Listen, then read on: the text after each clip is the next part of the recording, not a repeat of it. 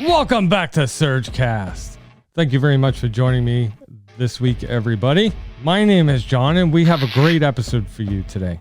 I'm sitting down with Oliver Wellington, one of the co-founders of Headliner, the app all of us podcasters use, or at least we should.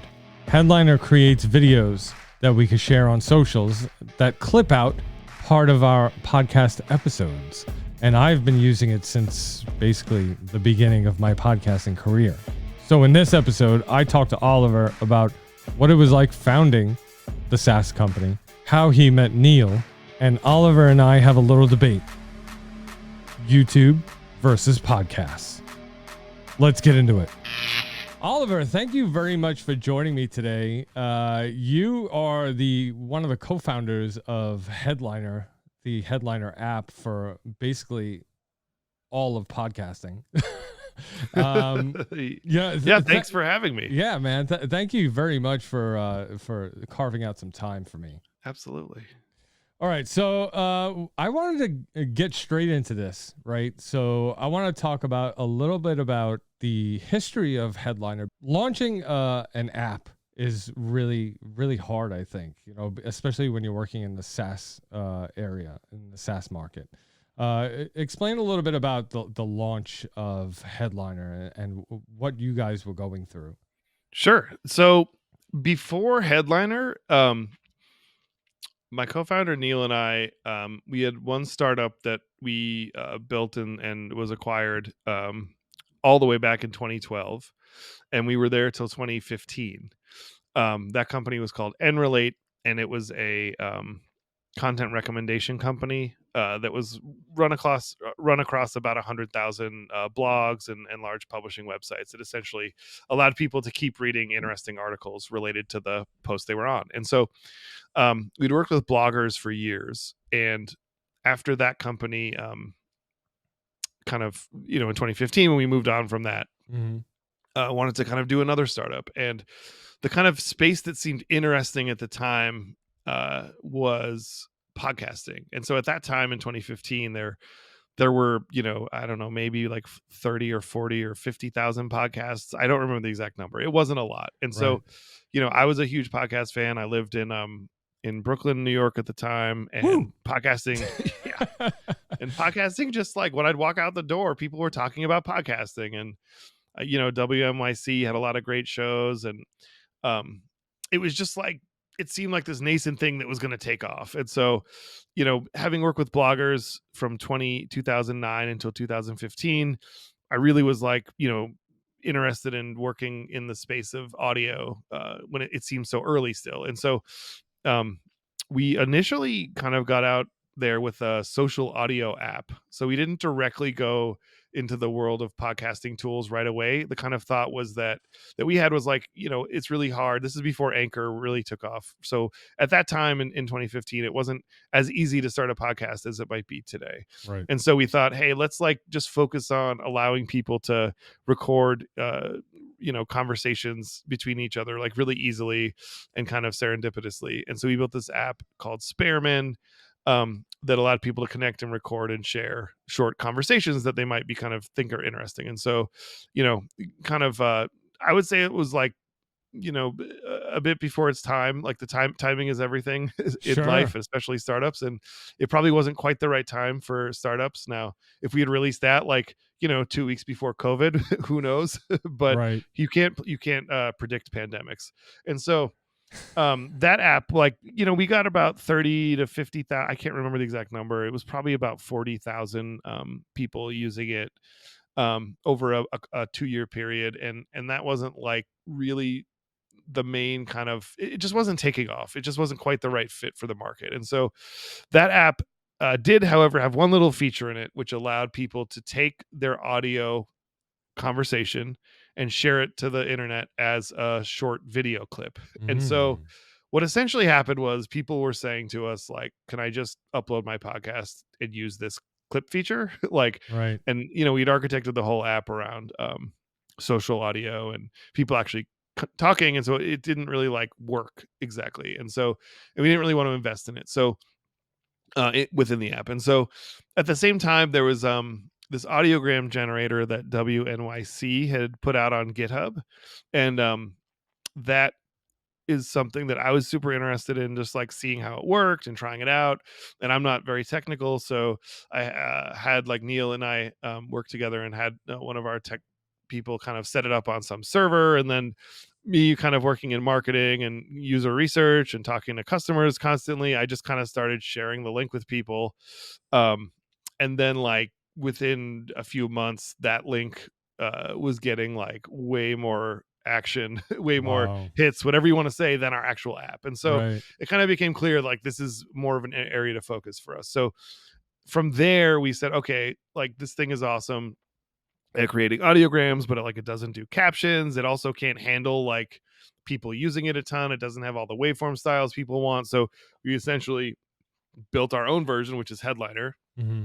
that allowed people to caption their create audiograms, add captions, add different style of waveforms. And we also offered like really good customer support so that people would always know that they could get their stuff done, and we'd be there to help. And so from there, kind of, and I'm getting to the SaaS business part, we kind of had that launch for a bit, and we're interested in all different types of business models. SaaS wasn't like our first choice necessarily. It was just the natural choice for it. Okay. And so by the time we switched to SaaS, we had already built up a pretty decent user base, all the way from like individual upstart podcasters to like very large customers like SiriusXM with hundreds and hundreds of people using it as well. Wow. And and so we kind of like, one thing is podcasting, while it did grow a ton during COVID, it wasn't always, it's a pretty small industry in a lot of ways in terms of all the players and people there. So one of the things we did from the very beginning was try to service the whole market. So I kind of handled the part of the market which was like all the indie creators, all the smaller podcasts that are up and coming. And then Neil, my co-founder, worked really diligently to get like the larger corporate entities signed up using our stuff as well. And so we kind of built that, that up. Headliner we released in 2018, Mm-hmm. and then it grew and grew, and then it like grew a ton during COVID. And then after COVID, it's kind of growing a little slower, but still kind of, as podcasting has picked up a bit again, it's kind of picking up a bit again. And so I would say kind of like Headliner, like we've signed up over 1.3 million podcasters to use it since we started. Wow. I'm not saying that's how many active podcasters there even are in the world, but like Right. essentially like our app is a reflection of the podcasting industry on the whole in a lot of ways. So, Absolutely. Yeah. Because I think now there's over like 2.5 million different podcasts out there. Yeah. Yeah. There's a lot. Yeah. There's a lot. But I would say like, active, it might be a few 100,000, but Right. like they come in and out. And like, if you look at active over the course of like a year or two, like some shows might only do, one or two seasons a year. So it's more than like, 200,000 or 300,000 active over the course of a year, but in any given month, it's probably around 300,000 or so. Right. Yeah. How'd you meet Neil? You guys go back a long time, I see. Yeah, Neil and I have known each other for I don't even know if I want to say. I think we've known each other over 20 years, because I think I met him when I was maybe 21 or 22, and Neil's a little older. So Sorry, after Neil, college? you're a little older. You might not look older, but he is a little older than I am. And so so I was playing in college. I played bass in a rock band. I played guitar my whole life, and up until in college I kind of got to New York, and I was like, yeah, there you go. there it is. You got the yeah. And so you know how it is then. Like there's a lot of guitar players and Sure. people, and there's a lot of amazing guitar players, and I had played mostly like jazz guitar. Okay. And I just got to New York and just wanted to be in a rock band. And so Nice. I bought a bass. So I'm like one of those. And so I bought a bass, and then literally within like a week, I was kind of trying to find a band to be in.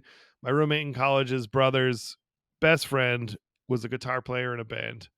And so I joined, I went and kind of auditioned with them, and I was pretty good, like a guitar, and so like at that time, like it wasn't a hard decision for them. So I joined that band, and so this is all coming up to the how I met Neil. And so in that band was a brother. His older brother was in the band, and now his older brother was his older brother. Their cousin was Neil's best friend, and so through that, we were all kind of hanging out. And so in the band, I was kind of like the one that was trying to book all these tours and like doing all our online promotion and flyers and all the marketing stuff, right? And so I kind of met Neil. Neil was a like, I think at that time he had been at McKinsey, the consulting practice, and I think at that time he might have been already doing his own consulting stuff. And he was super smart, like tech guy who had also, I think he had left at that point, but he was like doing a PhD in philosophy at Columbia, like very interesting person. And so, kind of hanging out socially, we just kind of like were talking about stuff we were doing. I think we both had like a very strong drive to achieve things, Nice. very different like areas. And so we kind of met socially, and he helped me kind of figure out like ways to promote ourselves online, because I didn't really understand the internet at all at that point, and I hadn't really done anything with tech when I was in college, other than like standard kind of whatever you needed to do to get like your recording gear working, I could figure out. But Right. like, internet related stuff I wasn't super interested in. So then like, that's kind of how we initially met, was socially through the band and that group. And so I went to business school after I think like the touring lifestyle of music and the all the just being away from home a lot and all that, like, it just wasn't really for me. And then like, the constant access to to alcohol and stuff like that just wasn't like, I kind of did a few tours and I was like, you know what, I'm going to be one of those people that doesn't survive this, so I better do something else with my life. And so I went to business school, went to Babson, which is like 100% focused on entrepreneurship. I think it's a great school if you want to be an entrepreneur. Okay. If you want to go like, take over the world by networking to large corporations, maybe not the best school, but luckily I didn't want to do that. So great school for me. So I went to business school. In business school, I was doing a internship in New York City. So I would drive back. I had my classes stacked so that I could like do all my classes Monday, Tuesday. This is in our second year. And then Wednesday, Thursday, Friday. And then through the weekend, I would come to New York and work on an internship I was doing there. And so doing that, I kind of hang out with my friends, my old bandmates, and Neil. Neil kind of started this nights and weekend project. And then from there, I synced up with him. And it just kind of like, it was 2008, 2009. So like, even if I'd wanted to go try to find a job, like wasn't going to happen anyways. And so it was kind of good timing. And so from there, we just started, that other company. And I basically just took all the methods and ideas about building a fan base for an indie rock band and applied that to building a fan base for an indie software company. And it actually worked really well. And so, Wow. yeah, you just kind of treat your people like fans and send them stickers and like Sure. Yeah. all the funny things you do in a band. If you actually replicate that for software, it just kind of works. And so, I had watched a YouTube video of you and I think some assistant just mailing stickers out. yeah. Yeah. So I think that's a great marketing tactic. Like just treat everything like everybody's fans and it's a rock band. Like that's Yeah. awesome. Awesome. You guys had started in January of 2018, and do you still consider yourself to be a startup? I think we're like I think like the headliner business, like the software as a service business, to me, it's like, it's kind of like a small to medium sized business at this point. Yeah. But I consider us to be a startup in the sense that we're building out this new business side of our business around this kind of display ad network for promoting podcast clips. And so like that to me is like the startup side. And then we also have a new product, Eddie, which is like very startup-y. I think in terms of like doing a lot with a very small team on a limited budget, we are absolutely a startup from that perspective. But in terms of like the amount of time we've been around, I don't know. I think it's up for debate. A lot of companies like before they become household names take, years and years to kind of get there. Like Peloton's a great example of a company that existed for quite some time before it Right. really took off. And so I guess like I think of it like a startup because of the amount of hours and resources and time that goes into it, Mm-hmm. but it's definitely up for debate Yeah. after Yeah. being No, around for 6 years. I think you guys are doing pretty freaking awesome. With the recent rise of short form video, you like nowadays, you guys must be like killing it because, with the rise of TikTok and Instagram Reels and YouTube Shorts, like you guys were basically around before all that. So now all that short form stuff is becoming popular. So, which is basically kind of what you guys do, I mean, you guys do also long form videos, because I've done full episodes of my podcast on your platform, but short form is really killing it right now. Yeah, definitely. And so we've kind of brought in, some of the AI stuff too to kind of help automate all this stuff. And so we spent a lot of time allowing people to get multiple clips from their episodes. So like if you upload a podcast, it'll give you 10 to 20 clips that suggest you could use for social media. Then you can easily kind of transform any aspect ratio to another. So if you have square and you want to go, if you have your post for Instagram, but then you want to make reels for TikTok, Instagram, whatever they're all called at this point, the vertical ones, Right. you can kind of easily transfer there. And so, yeah, I mean, I think like our niche has definitely been within the world of podcasting. And so it's definitely a place where we've seen a lot of growth in terms of just all the short things going out there. But I will say, YouTube has been a very big focus for the podcasting industry as well. And so we spent a Right. bit of time trying to make sure that podcasters who who don't all invest in the awesome setup you have also have options to get good looking stuff up to YouTube as well. I appreciate that. I appreciate that. but another besides promoting the hell out of Headliner, because I really think that you guys have a great platform, and I do use it with every episode of this show that I put out. Another reason that I wanted you on the show is I wanted to really talk about or debate. YouTube versus podcasts, and I know I have my position. I know you have yours. So let's talk about it. What do you think?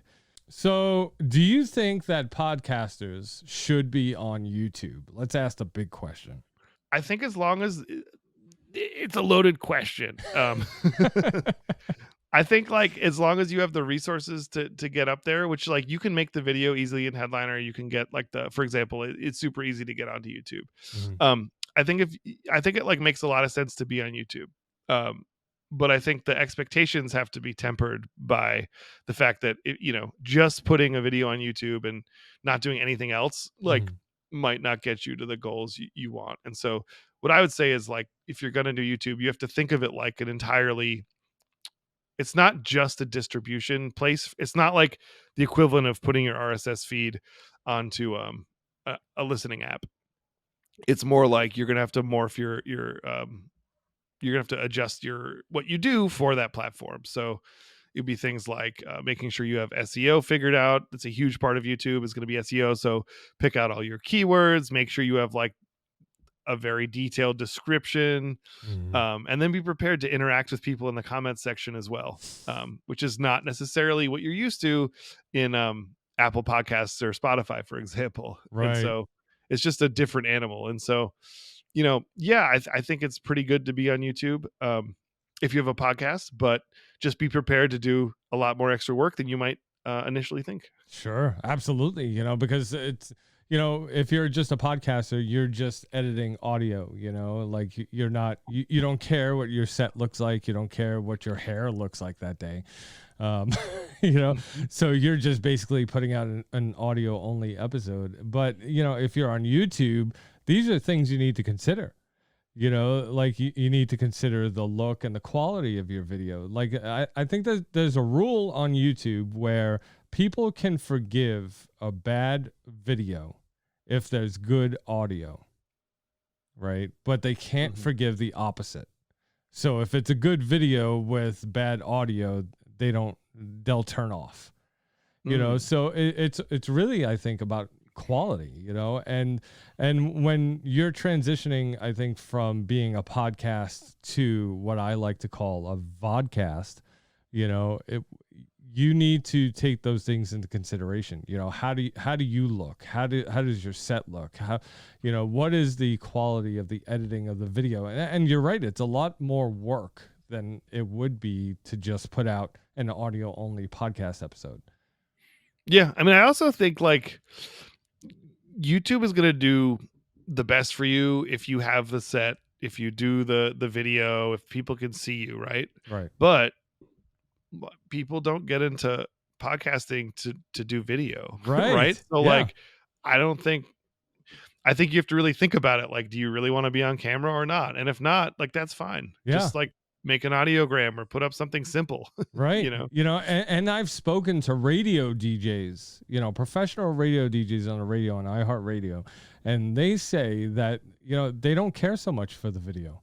They didn't get into radio to be on camera, which it's understandable, but I think at the same time, where I'm kind of in the same boat with you, where, it's like, I believe a podcast should be marketing and promoting on basically any platform that they can possibly get on.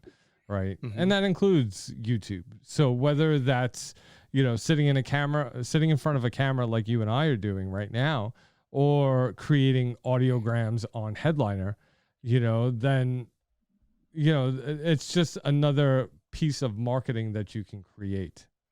Mm-hmm. Definitely. Yeah. And it's expensive. I mean, to get to move from audio to video, from everything I've read, like, it's a lot. Yeah. It's a lot to invest. And so you have to think about, do you really want to make that investment? Or maybe you want to do something like, again, like an audiogram or something very simple. Do you do that at first and then see how far that gets you before deciding to invest in the multi-camera setup and the lighting and like all the awesome things that you're going to need to have that set you want? Yeah. Because I know when I started, when I started my show, it was just audio. It was just a podcast, and I was using Headliner, and I was promoting those audiograms on socials, and the show grew and grew, and I just wanted to be on every platform, and that's something I think that just came natural. Yeah. What was the switch like for you going from audio to video? It was weird. It was weird for me because, I wasn't used to being in front of the camera. I wasn't, used to having that kind of persona. But when I started podcasting, I wasn't used to that either, Mhm. So when I first started podcasting, I didn't even listen to podcasts. I wasn't even listening, not even to like Joe Rogan or anybody, I wasn't listening to podcasts. And one day I decided to pick up a new hobby, and I was like, hey, I'm going to start a podcast.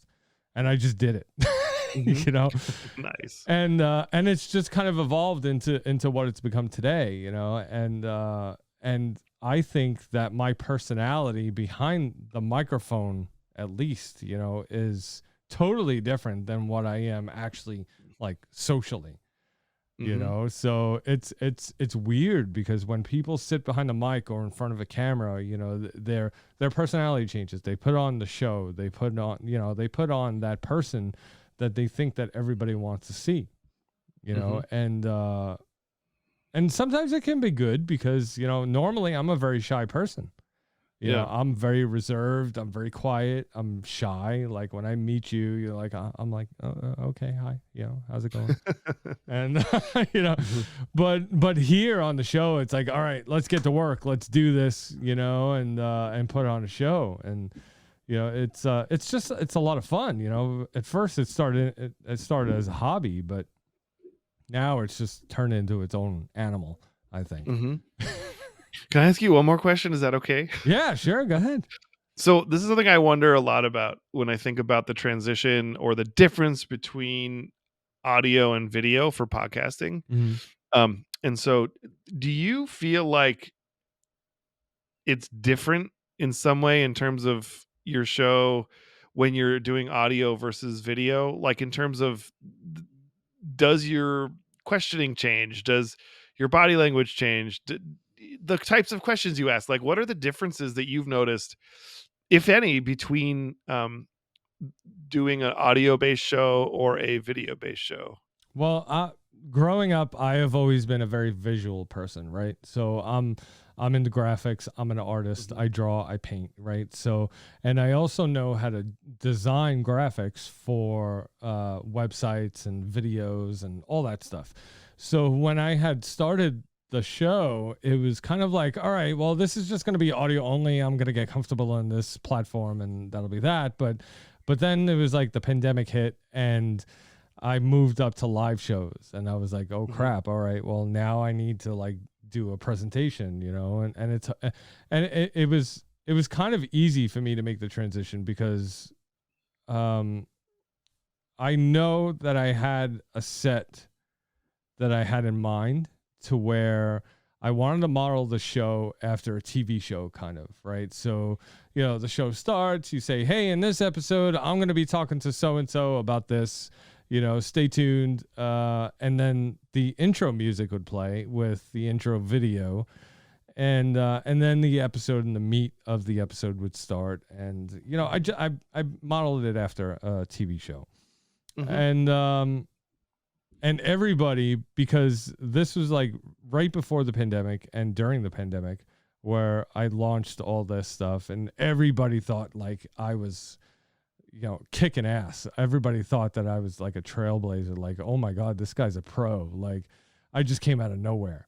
Right. Mhm. But it's all about, I think, you being conscious of what your show looks like. Right. So if you know that you're going to do video, then, you know, you got to design it. You got to put the work in. You got to, you know, do all the graphics, make little B-roll videos and all this stuff, you know, things to keep it interesting. Mhm. And, you know, it was hard at first, you know, especially when you're trying to figure out where you're going to land. But it's a lot of fun. You know, you have to have a passion for it, I think. Mhm. Mhm. Cool. Yeah. Cool. Yeah. Awesome.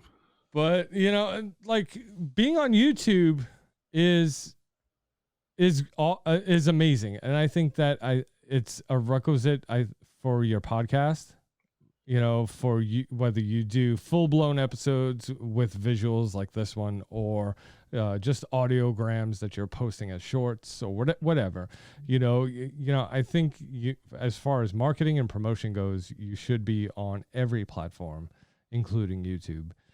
But the purists, you know, will say, well, I love audio, you know, I'm sticking to audio, and that's fine. Yeah. I mean, it's there are 2.5 billion monthly visitors to YouTube. So, Right.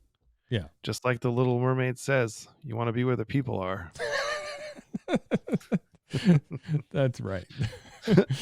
Yeah. But I think the point you mentioned earlier is really good. Like you can forgive bad video, but you can't forgive bad audio, right? And so I Yeah. think that alone like suggests like just put it on YouTube in a lot of ways, cuz if you know, you might not be able to, you know, there are actually other things though to think about, like with YouTube, which is if you're tracking, right? Like YouTube isn't gonna like track with all your other podcast stats. So you're essentially saying, okay, now I have to track my podcast and my whatever my host tracking dashboard is. Mm-hmm. I have to track there, but I also have to go now to YouTube and see how it's going there. But so you might want to think about like, is YouTube a place you want to be huge on, or do you want to use YouTube as a way to get people to hopefully visit your podcast elsewhere or be aware of your podcast? And so I think having your strategy in place and thinking about what you want to get out of it is important too, because you can, you know, I think each of these platforms is basically a tool that you need to use for yourself. And so if you go and, you know, I would say I kind of disagree with like the idea that you should be on every single platform, only because if you can't put the effort into each platform, you're not going to get the results out of it. And then Sure. what's the point? That's Sure. my thought, at least. Right. Yeah. And you know what? Maybe I did kind of overstep and say every platform, but because I think it kind of depends on the type of show you're doing, right? So if you're doing something that maybe has that's heavy in graphics, that you're showing a lot of visuals, then maybe YouTube, TikTok, and Instagram Reels would be good for you. Not so much, Twitter and all the and Threads now, but but you do want to be there. Like, I mean, you want to be there, right? The question I always have is like, you want to be in all these places. That the best thing for your podcast is like, I'm on every platform. I have like localized my messaging and my podcast to that platform in the right way, so it's unique and people find it and get back to you. But like, the thing I always wonder, especially for podcasting, is like, podcasting is a labor of love for many people. Like, yes, do you have the time? Like, is it your full-time job? Right. Like, or can you afford to hire all the people you need to do these things? And one thing I think that I've learned in the podcasting space, is that the podcasts that you see at the top of the charts are, even if it feels like, oh, it's just a host and their co-host talking, it's like, it is, but like, are there 20 other people working behind the scenes on this show that no one knows about? Like, most likely, yes. So now there are examples. Of course, there are people that will that are just like a one person operation that make it to the top, but like, I think like that was an era in podcasting before it became so popular during COVID that like might be hard to achieve again, because now there's a lot of very large companies spending a lot of money on a mix of like celebrities and you're basically competing against celebrities and teams of multiple people. So sure.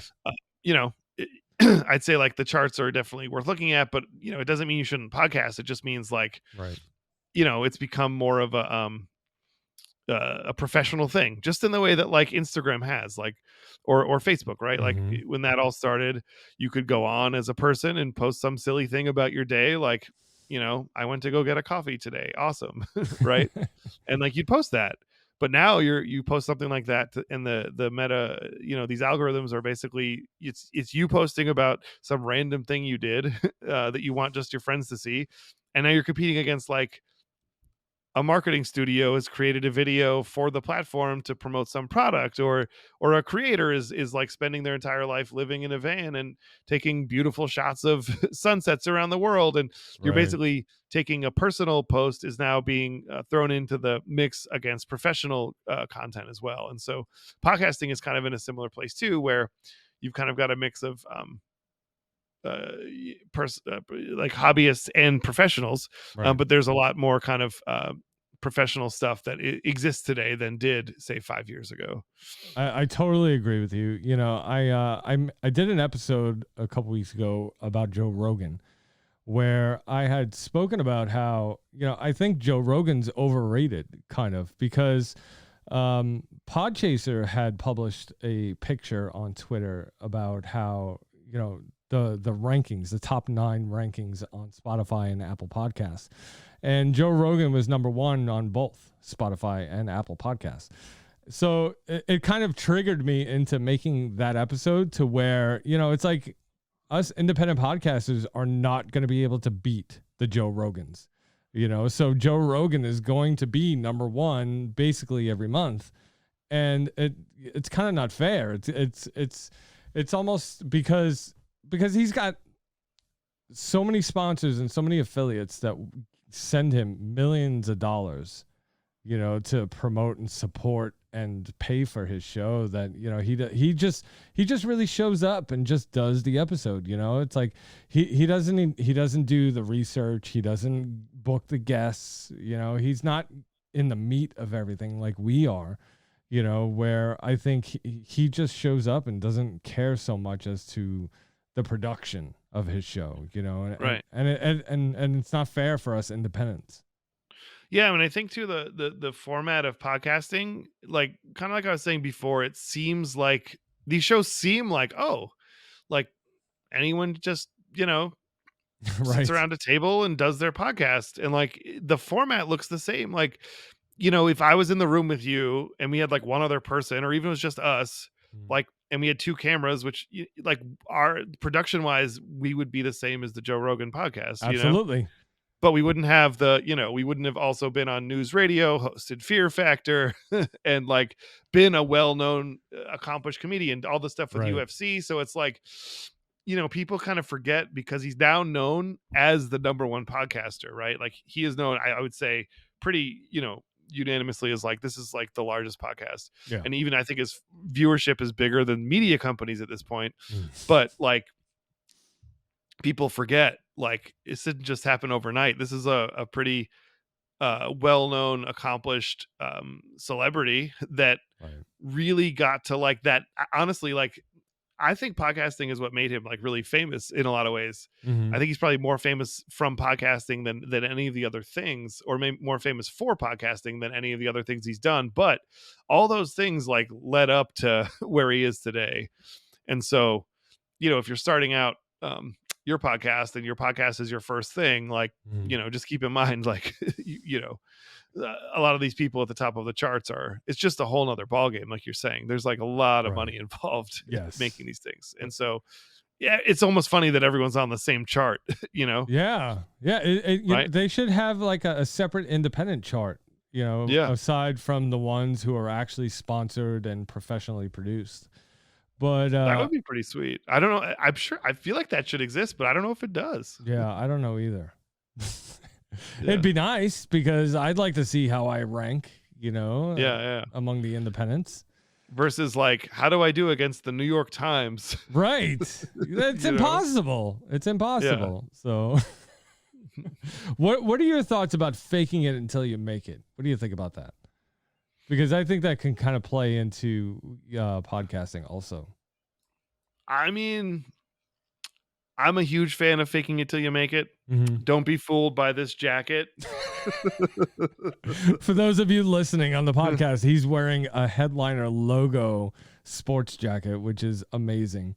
Yep. On top of a Headliner Hawaiian shirt. That's awesome. Yeah. So I think like so in Silicon Valley, especially, like the fake it till you make it thing does land people in jail sometimes. Well, I mean, that's millions of dollars. I mean, yeah, I mean, I think there's a funny thing with fake it till you make it, because there's like a fine line between fake it till you make it in some cases and fraud. Instead of saying fake it till you make it, I guess what I'll say is like, whoever you want to become in the future, just be that person now. Nice. Conduct yourself like you've already made it, right? Like, just say, this is who I am. And eventually you become that. And to me, that's what fake it till you make it kind of really is. It's like, be authentic with who you are and who you imagine yourself to be. But be that person before you've become that person. And then you will become that person. I love it. It's all about mindset. Yeah. Fantastic. Yeah. Fantastic. All right, Oliver, we've reached the ending of this episode, right? So, which means I'm starting a new segment on this show called The Final Surge, where I ask you 3 questions about your personal life. And okay. Let's see if you answer them honestly. Okay. How do you take your coffee? A little bit of milk so that it doesn't hurt my tum-tum. No sugar? None. Oh, wow. Okay. Yeah. All right. Sugar makes me too amped. I have a lot of natural hype. Yeah. I like when I wake up.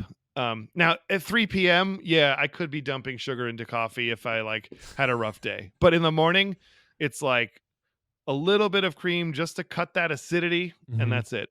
Nice. I like it. What book are you currently reading? I'm reading a book about the fall of the Roman Empire, but I'm reading it very slowly. Yeah, I'm a slow reader too. Yeah. I like to take my time with books, just absorb every word and just picture it, it just takes me time, And what are you binging and watching on streaming services? The last thing I binged was something I had never watched until recently, was The Sopranos. Ooh, I love The Sopranos. It's so good. And the reason I didn't watch it was because until recently was because freshman year of college, I walked in. I went to NYU. I met my roommate the first day I met him, he had put up a giant Tony Soprano poster in our room. And like, it was kind of part of his identity, and and we're friends. Like, he's like a brother to me and I love him. But something about that, like New York and like Tony Soprano and like all the characters that, the poster with like Tony in the middle. That's like what I woke up to every single day for a year. And at some point I was like, I'm never watching this shit. Yeah. However, I finally, during COVID, was like, I'm going to check it out. And I watched the first episode and literally could not stop. I think I got through the whole thing in like 3 weeks, which is a lot. Yeah. I was very addicted to watching Sopranos. I didn't watch it when it was actually on TV. I waited for it to come out on streaming, and I just, watched the whole thing through. It's like my life story, The Sopranos, really, because I'm from Brooklyn. So, yeah. All right, Oliver. Thank you very much for coming on the show today. I really appreciate it. Thanks, John. Yeah, it's been awesome. No. And I'm really impressed with this whole setup. It's like inspiring me. You can see my background. If you can see my background, it's I might have to get some lights. They're pretty cool. Oliver, the only thing I can say is it looks awesome, but do better. Love that. All right, Oliver. Why don't you plug Headliner? Sure. So yeah, if you are looking to grow your podcast, promote your podcast, check out headliner.app. We have a bunch of tools that help you promote your podcast on social platforms by creating videos. And you can also pay to promote clips of your podcast across thousands of websites on the internet. Sweet. There you go. All right, everybody. Thank you very much for joining us today and listening and watching over on YouTube. So if you're not subscribed to us over on YouTube, do me a favor, hit that subscribe button. All right, Oliver, thank you very much. Thank you. Thank you for sticking around and listening or watching to this episode. We really appreciate you taking the time out. Oliver had really dropped a lot of knowledge bombs as far as the podcasting market is going, and I had a great time sitting down with him. It was a blast. If you're running a podcast right now and you need some promotional videos for socials, head on over to headliner.app on a desktop, or head on over to the App Store on your phone and download the app that they have available there and start creating your videos now. Headliner is one of the tools that you need to have in your arsenal. I've had it since the beginning of my podcasting career, and I will continue to use it for social media promotion. So head on over and download it today. And as always, if you enjoyed this episode of SurgeCast, whether you're listening to it on a podcast listening app or if you're watching it over on YouTube, hit that follow button, hit that subscribe button, hit that plus button, hit whatever button you got to hit to make sure you get notified of fresh episodes of SurgeCast. All right, everybody. I'll see you next week.